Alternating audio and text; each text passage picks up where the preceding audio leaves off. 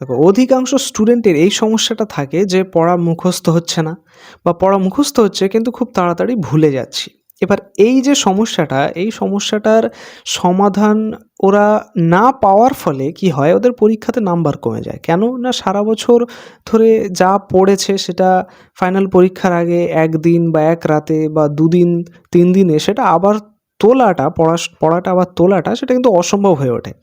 ঠিক আছে? তো এই কারণে কি হয়, ওটা পড়া সত্ত্বেও, সারা বছর পড়া সত্ত্বেও কিছু স্টুডেন্টের এমন হয় যে ওদের পরীক্ষা খারাপ হয়। তার মানে এটা নয় যে তারা কষ্ট করেনি, তারা করেছে, তারা সম্পূর্ণটা দিয়েছে তাদের, কিন্তু তাদের সেটা হয়ে ওঠেনি। আবার আবার যদি আমরা অন্য আরেকটা ঘটনার কথা বলি, যেখানে ধরো টিউশন টিচার পড়া দিয়েছে কিন্তু সেটা বারবার পড়ার পরেও একটা স্টুডেন্টের মুখস্থ হচ্ছে না। তো সেক্ষেত্রেও টিচার বলবে যে তোর দ্বারা কিছু হবে না। তো এটা ওই ঘটনাগুলোর মধ্যে একটা মাত্র, যেখানে একটা স্টুডেন্টের মনোবল সম্পূর্ণরূপে ভেঙে পড়ে, তারা কোনো সমাধান দেখতে পায় না তাদের সমস্যার। তো এই সমস্ত স্টুডেন্টরা যারা আছো, যারা বিভিন্ন রকমভাবে বিভিন্ন পড়াশোনা সংক্রান্ত সমস্যায় ভুগছো, তাদের কিন্তু এই মুখস্থ সম্পর্কিত সমস্যাটার একটা সমাধান আছে। দেখো,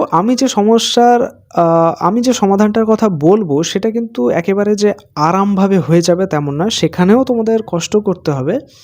তবে হ্যাঁ, আমি বলবো যে তোমাদের এই কষ্টটা অনেক বেশি এফেক্টিভ হবে বারবার বারবার নোটস পড়ার থেকে। দেখো, আমাদের পড়া মুখস্থ কখন হয় ভালোভাবে, এই জিনিসটা আমাদের কিন্তু বুঝতে হবে। প্রথম কথা, ধরো তুমি একটা জিনিস পড়লে, সেটা যদি তুমি আবার 24 ঘন্টার মধ্যে আরেকবার পড়ো, নেক্সট 7 দিনের মধ্যে আরেকবার পড়ো, নেক্সট 15 ডেজের মধ্যে আরেকবার পড়ো, এবং তারপর যদি আরও 1 মাস পরে একবার পড়ো, এবং তারপর 6 মাস পরে, এইভাবে যদি তুমি তোমার রিভিশনটা চালিয়ে যেতে পারো, তাহলে কিন্তু একটা পড়া তোমার প্রায় 12 মাস মতো মনে থাকবে। এবার এইটা কিন্তু প্রত্যেকের ক্ষেত্রে একদম যে 7 দিন আর 15 দিন বা 1 মাস হবে এমনটা নয়। যদি তোমার পড়া মুখস্থ করতে আরও বেশি সমস্যা হয় এটাতে, তাহলে কিন্তু তোমাকে আরও তোমার সময়টাকে শর্ট বানাতে হবে। মানে তুমি প্রথমে একদিন পড়লে 24 ঘন্টার মধ্যে, তারপর নেক্সট 3 দিনে একবার পড়বে, তারপর 7 দিনে একবার পড়বে, তারপর 14 দিনে একবার পড়বে, তারপরে আবার 1 মাসে। এইভাবে পড়লে কিন্তু আমাদের পড়াটা অনেক বেশি তাড়াতাড়ি মুখস্থও হবে, বিনা টেনশানে মুখস্থ হবে, এবং বেশি দিনও মনে থাকবে। এবার এই যে যে শিডিউল করাটা, যে 7 দিন পর 1 মাস পর, এটা কিন্তু একটা স্টুডেন্টের পক্ষে অনেক কঠিন হয়ে পড়ে, কারণ ওদের প্রত্যেক দিন পড়া থাকে, ঠিক আছে? এবং সেই পড়া থাকার ফলে ওদের কি হয়, প্রত্যেক দিন 7টা 8টা সাবজেক্টের পড়া থাকে। এবার তারা সেটা শিডিউল করবে কিভাবে এবং সেটা মেনটেন করবে কিভাবে, এই একটা প্রবলেম থাকে। তো এই সমস্ত সমস্যার যে সমাধান, সেটা একটা অ্যাপ্লিকেশন আমাদের করে দেয়, এবং সেই অ্যাপ্লিকেশনটা কিন্তু সম্পূর্ণ ফ্রি। ঠিক আছে? এবং সেই অ্যাপ্লিকেশনটা যদি ইউজ তোমরা করো আমি যেমনভাবে বলবো, তাহলে কিন্তু আমি গ্যারান্টি দেবো যে তোমাদের মার্ক, মানে তোমাদের নাম্বারে আর কি, পরীক্ষার নাম্বারে কিন্তু তোমাদের ইমপ্রুভমেন্ট হবেই হবে। এবার হ্যাঁ, দেখো, এটা কিন্তু আরামের সাথে হবে না, তোমাকে কষ্ট করতে হবে। এটা কি, অ্যাপ্লিকেশনটার নাম কি? অ্যাপ্লিকেশনটার নাম হলো অ্যাঙ্কিড্রয়েড। তোমরা যদি অ্যাপ্লিকেশনটা প্লে স্টোরে সার্চ করো, তোমরা সেখান থেকে পেয়ে যাবে সম্পূর্ণ বিনামূল্যে। এখানে তোমাকে কি করতে হবে, তোমাকে ফ্ল্যাশ কার্ড বানাতে হবে। ফ্ল্যাশ কার্ড মানে কি? ফ্ল্যাশ কার্ড মানে হচ্ছে, ধরো এইরকম টাইপের একটা কার্ড, যেখানে একদিকে তোমার কোশ্চেন থাকবে এবং উল্টো দিকে তোমার আনসার থাকবে, এইরকম টাইপের তোমাকে কার্ড বানাতে হবে। তোমাদের এইটার ক্ষেত্রে সময় যেটা যাবে ওই কার্ডগুলো বানাতে, যে তোমাদের প্রশ্নটা ঠিক করতে হবে এবং আনসারটা ঠিক করতে হবে।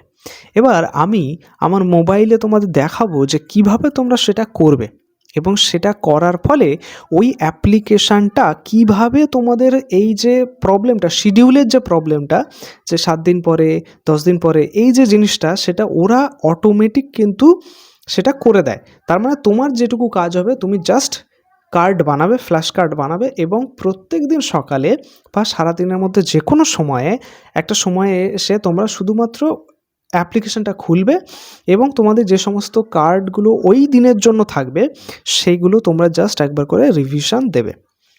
ওরা ওই স্পেসটা ওরা নিজেরাই ভাগ করে নেয়, তাই ওটা নিয়ে তোমার টেনশন করার কোনো ব্যাপার নেই। তুমি জাস্ট প্রত্যেক দিন অ্যাপ্লিকেশানে ঢুকবে, কোন কোন কার্ডগুলো ওই দিনের রিভিশনে রয়েছে তুমি সেগুলো জাস্ট করবে। এইভাবে যদি তুমি করতে থাকো, তাহলে কিন্তু তোমার মার্কসে ইমপ্রুভমেন্ট হবেই হবে। এবারে কিভাবে সেই ফ্ল্যাশ কার্ডগুলো বানাবে সেগুলো আমি আমার মোবাইল দেখিয়ে দিচ্ছি, তোমরা দেখো এবং সেইভাবে তোমরা বানাবে।